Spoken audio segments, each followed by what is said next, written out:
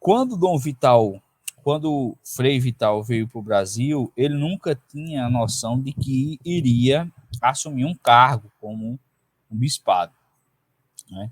Então foi uma surpresa muito grande quando ele recebeu a comunicação do seu superior de que o Dom Pedro II tinha escolhido ele, né, ele para ser o bispo da sua diocese natal, né, para ser a sua de Olinda e Recife, de Olinda, na realidade, na época. E aí a gente tem que fazer abrir um outro parênteses, que é exatamente, aí a gente começa a mexer com nossos amigos da monarquia. Dom Pedro II, ele foi um homem extremamente inteligente. Ele, de fato, era um homem, um governante que governava, de fato, para a melhor posição política e econômica do Brasil, mas foi um homem extremamente falho quanto à questão religiosa. E a culpa disso, julgo eu, era exatamente por conta do ambiente cultural que ele estava submergido. Ele andava com Ernest Renan para todos os lados. Então, o livro base dele, para se entender o catolicismo e o espírito, é Ernest Renan. E é uma das piores leituras que você pode ter para um católico. Ernest Renan, se a gente for colocar hoje, colocou Cristo como um coach, né? Então, na realidade, Ernest Renan colocava Nosso Senhor Jesus como uma pessoa admirável, uma pessoa que conseguia dominar as massas. Então, veja, mas o ponto principal, o pobre do Ernest Renan, ele nunca conseguiu entender. E o Dom Pedro II, ele não tinha essa, ele entendia que o catolicismo ele era algo que era necessário, sim, era necessário, mas para ser a cola do tecido social. Ele fazia com que ele entendia que o catolicismo ele era algo que servia para o controle contra as revoluções, e ao mesmo tempo ele sabia que, como imperador, ele teria um certo domínio quanto a isso. Então, quanto a isso, ele foi um péssimo administrador para o Brasil, quanto a essa questão da importância da religião, essa importância do catolicismo. Ele bebeu...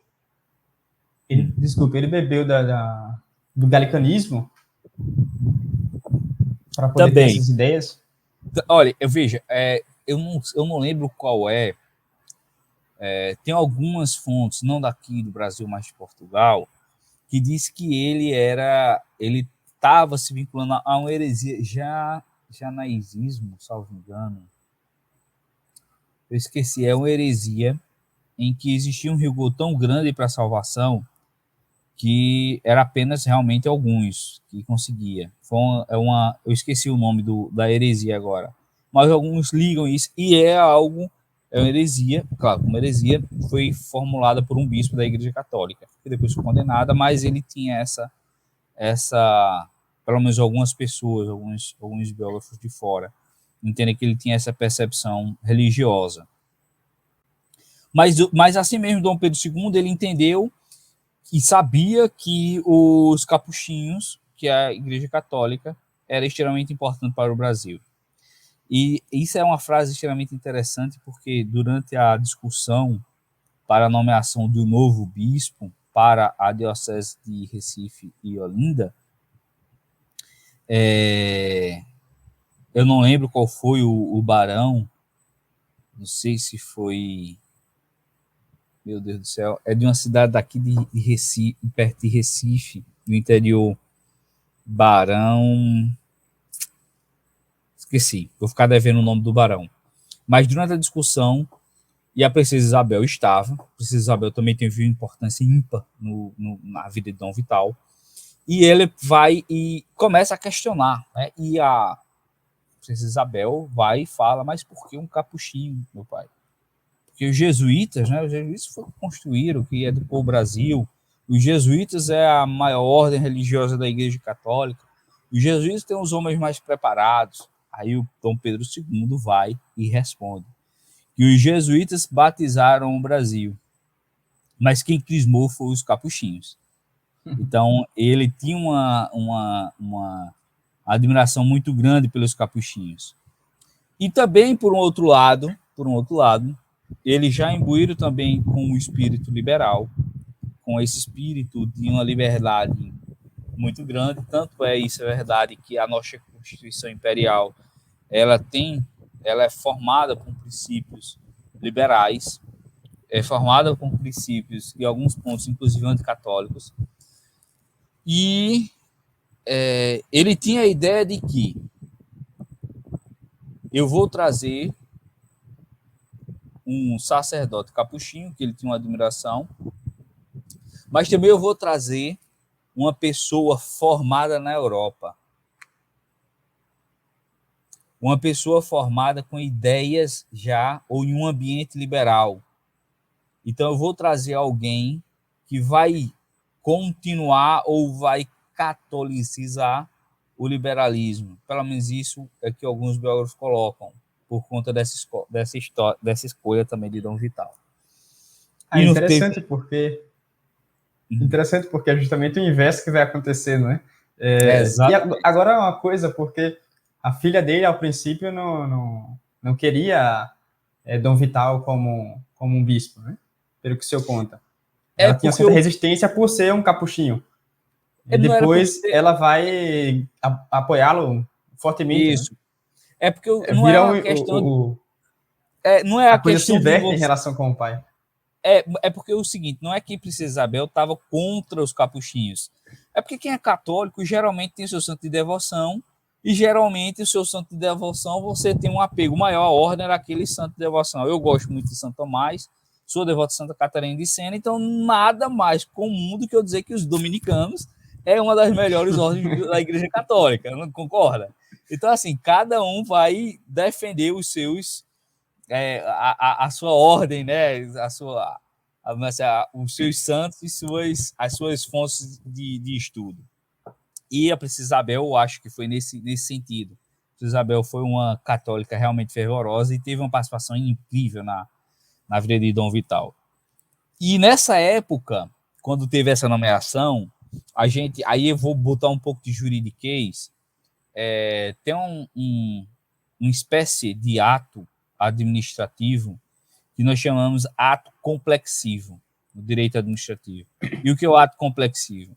É a união de duas vontades de órgãos diferentes para se montar um ato único.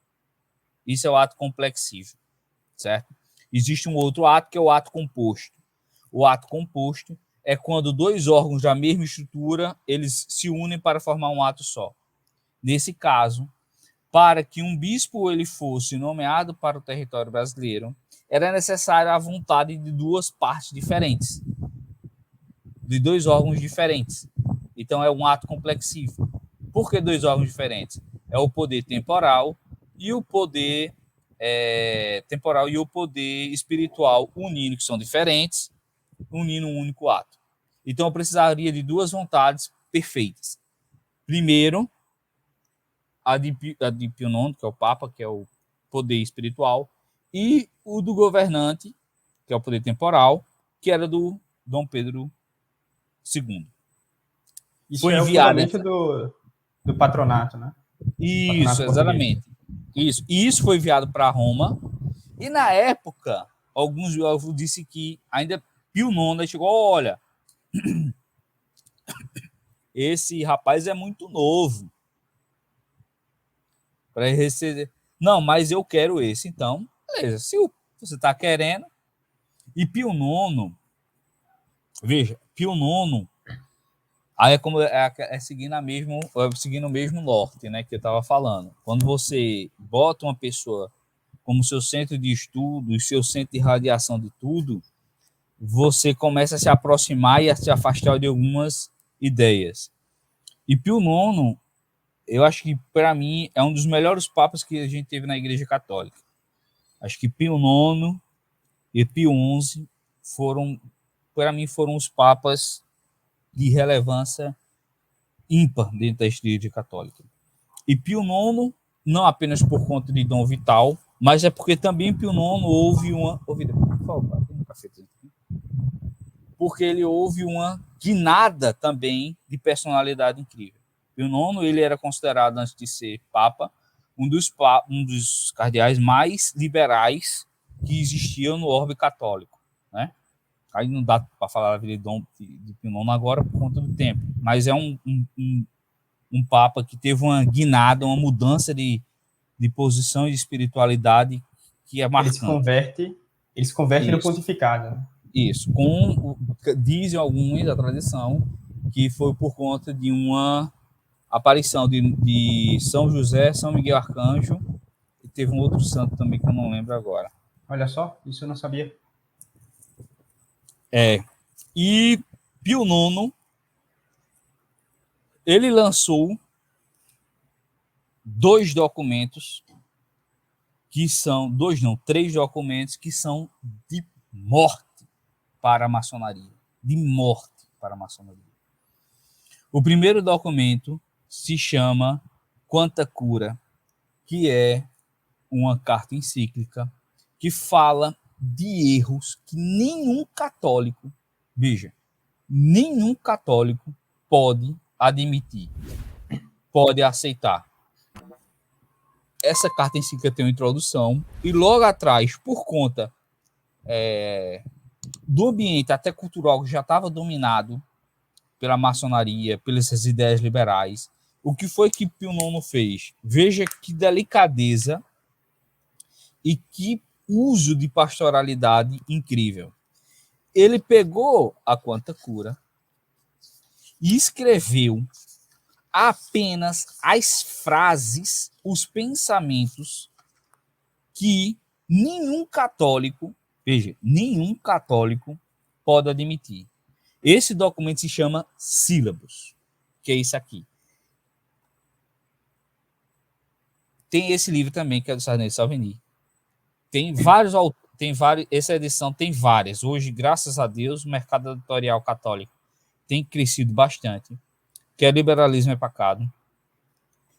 Esse aqui é muito bom da Santa Cruz, porque ele tem os documentos papais como anexo, e entre eles está os sílabos. E o que é os sílabos? Os sílabos são exatamente essas frases que nenhum católico pode aceitar como verdade. Como verdade. Vou botar uma aqui, eu botei uma de maneira aleatória. Um exemplo. A autoridade não é mais do que uma soma de números e das forças materiais. Isso está nos sílabos. Então, no momento em que você escutar isso, a autoridade não é mais do que a soma de números e das forças materiais, o católico não pode aceitar isso como uma verdade. Porque a autoridade vem de Deus. Se a autoridade vem de Deus, independente se tem um elemento econômico, se tem pessoas, se tem forças políticas, o católico não pode aceitar. Esse documento sílabos era para todo católico andar com debaixo do braço, que é uma síntese da verdade da fé. Então, o nosso credo é como se Pio IX olhasse o nosso credo apostólico e dissesse, olha, esse credo, eu preciso explicar ele para um ambiente atual sem negar nenhum tipo de dogma, nenhum tipo de ensinamento para a verdade católica. Então, ele foi explicando isso em várias frases. Esse foi um documento que deixou a maçonaria de cabelo em pé. Porque tudo que a maçonaria acredita, o Sílabus condenou. Tudo que a maçonaria ensina, o Sílabus condenou. Mas aí vem um outro documento que deixou a maçonaria ainda mais revoltada, que foi o dogma da Imaculada Conceição. A maçonaria, por si, ela é naturalista. O que é naturalista? Não existe o transcendental. Não existe o metafísico. Tudo que você fizer é para aqui e para agora. Tá entendendo? Consegue entender Se eu digo isso, eu estou negando a existência de céu, eu estou negando a existência de inferno, eu estou negando a existência do sacramento da confissão, eu estou negando a existência de um Deus que é um e é três ao mesmo tempo, que até hoje eles não conseguem entender isso. Então, tudo isso. E quando você diz, veja, quando o Papa diz, olha, existe uma mulher que não teve o pecado original, teve um filho e continuou virgem. Para eles, isso dá um nó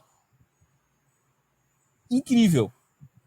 Porque diz, olha, é impossível isso acontecer, porque dentro do ambiente unicamente da física, quando uma mulher tem um filho, dá à luz, ela já perde essa natureza da virgindade natural, da virgindade original. Entende? Então, isso daí foi outro golpe muito grande para a maçonaria. Fora esse, um outro documento que foi lançado por Pio IX, e esse foi o que causou uma revolta dos grandes maçons que nós temos no Brasil, que foi o dogma da infabilidade papal.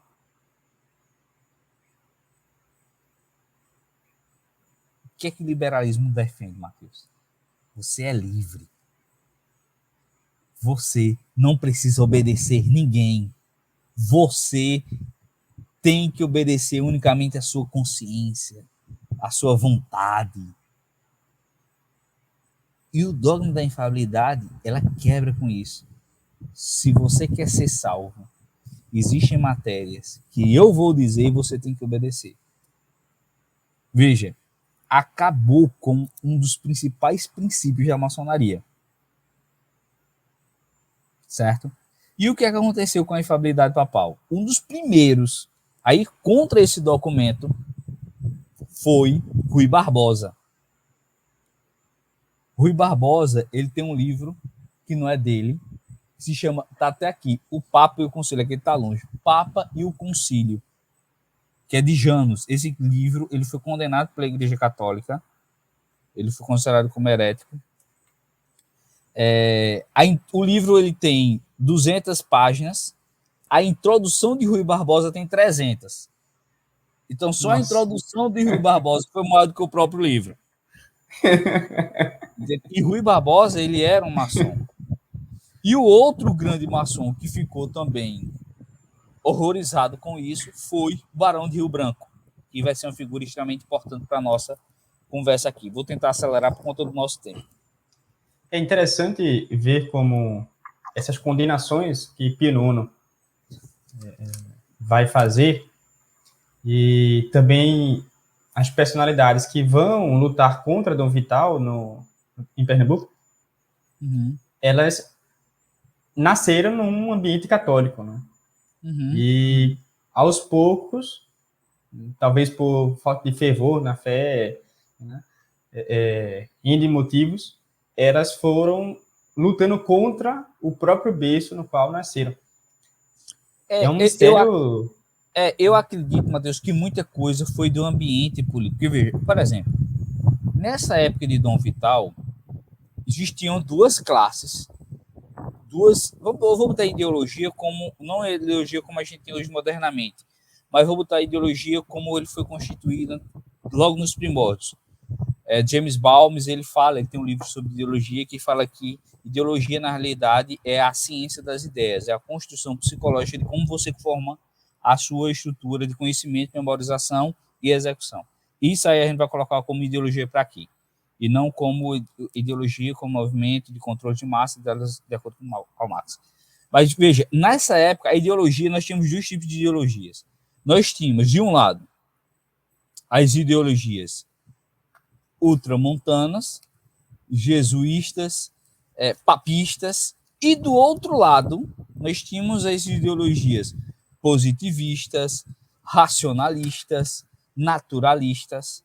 Então, no ambiente cultural, nas universidades, nos jornais, existia esse conflito, entende?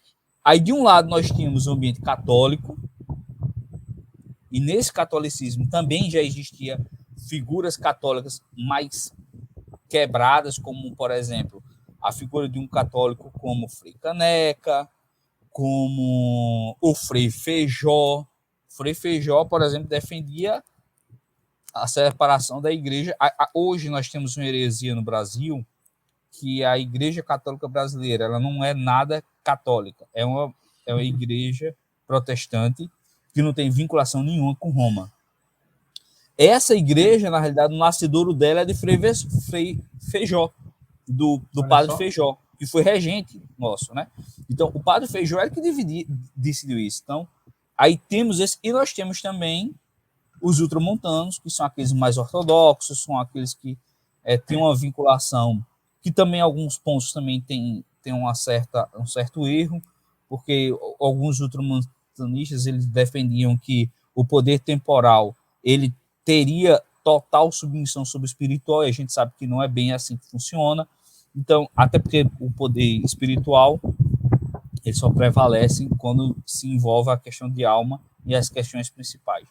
Mas tinha esses ambientes culturais que estavam discutindo, estavam sendo em conflito direto. Entendeu? Então, muitas boas pessoas, eu acredito que ficaram seduzidas por isso, pelo positivismo, pelo racionalismo. As publicações que chegavam de ideias liberais no Brasil eram muito maior do que a das ideias católicas. O meio de comunicação das igrejas, das ideias e do pensamento católico era onde? Era nas missas, eram os sermões. Eram essas comunicações. E havia apenas um jornal, não é? Isso. Aqui no Brasil que a gente vai ver isso. Existiam apenas 3 jornais. Mas vamos voltar a Dom Vital. Dom Vital ele foi sagrado em São Paulo, certo? Em 1872. Ele foi nomeado em São Paulo em 1872. E em 1872 ele veio para o Recife, foi recebido por uma multidão de fiéis, todo mundo cantando Tedeu, coisa mais linda. Todos os biógrafos botam isso como um dos períodos mais áureos que nós tivemos na nossa diocese, certo? E um dos principais pontos que Dom Vital, quando veio para o Recife, e que ele tinha em mente era: eu tenho que recuperar o seminário. Vejam, eu tenho que recuperar o seminário. O principal embate que Dom Vital iria ter era dentro do seminário. Por quê? Porque as ideias liberais, as ideias maçônicas já estavam dentro do seminário. Então ele precisava limpar isso dentro do seminário. Ele pegou os sílabos debaixo do braço, o Concílio Vaticano I disse: rapaz, agora vou por aqui. E o histórico da Diocese de Pernambuco não é um histórico fácil para nenhum bispo. Nós tivemos bispos que nunca pisou aqui, entende? Nós tivemos bispos que foram mortos pela maçonaria. O bispo Cardoso Aires, por exemplo. O bispo Cardoso Aires foi morto pela maçonaria. Na realidade, era uma constante da maçonaria matar. Né? Ou você adere às ideias, dentro, isso. Entra no nosso time. Exatamente, né? Eu tenho um grito, não sei, de um revolucionário, não sei se foi Robespierre, que disse o seguinte, que é: liberdade, igualdade ou fraternidade ou a morte, né? Então esse é o final do lema, porque ele só cita os 3 primeiros que ficam politicamente corretos. Mas aí ele veio com essa pretensão, limpar o seminário primeiro dessas ideias.